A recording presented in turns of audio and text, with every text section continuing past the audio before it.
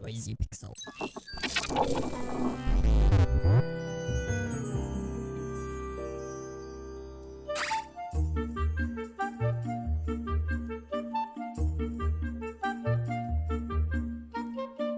We all have our ways of coping with life and all the hardships that come with it. The Atelier Mimina developed 3D adventure Giraffe and Annika aims to tell an emotional story through the eyes of a young girl. It's this imaginative way of storytelling that is merely the foundation for an adventure that is as wholesome as it is exciting.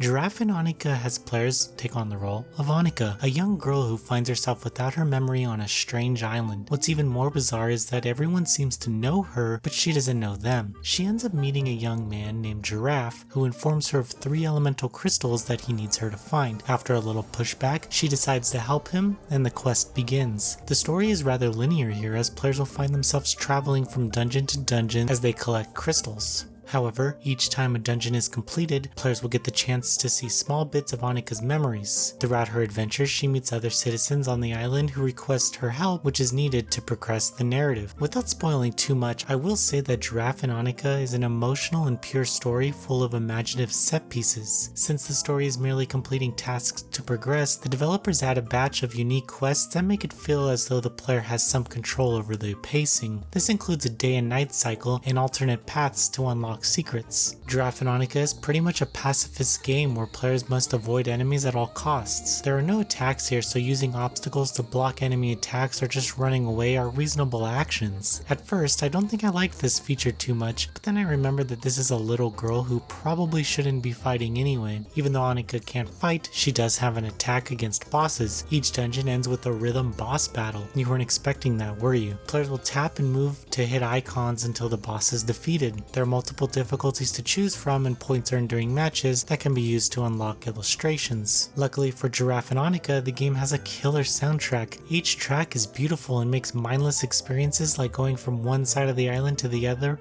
more enjoyable. Giraffe and Annika also has puzzle elements where players collect items and run errands for other characters. Most of these tasks are rather straightforward, but the game doesn't reuse quest lines. Each discovery feels natural to the adventure, as if these scenarios were somehow unique to my playthrough. However, the game rarely lets you visit places early or allows you to end up somewhere that you shouldn't be. Throughout the adventure, you collect keys and new abilities that allow you to access these new areas. Abilities are all rather necessary and within the means of what someone Annika's age could do, such as jump, swim, or run faster. The entire adventure can be completed within 5 hours, which is just enough for you to feel connected to the characters and their story. As for replayability, there are treasure chests containing illustrations which can be turned in for items, one of which is needed to unlock a late game mission, which I didn't actually like too much. Giraffe and Annika is in dire need of a map that lets you see the places that you've been in a dungeon. Furthermore, the game could use a fast travel option, which would considerably cut down on the game's runtime, because running across the island for the 10th time stops being fun. Still, these didn't hinder my experience, but I did encounter a glitch where text stayed on the screen. Graphically, Giraffe and Annika is gorgeous, as the story plays out in comic book style scenarios. The 3D models of the characters are colorful and unique, and the island looks amazing. Strangely, it seems that the developers have included some pre-made assets which stand out next to the more cartoonish world. One of my favorite parts of the game is the level of detail that the developers put into the game's animations. The team went above and beyond to make Annika move naturally and react to events around her.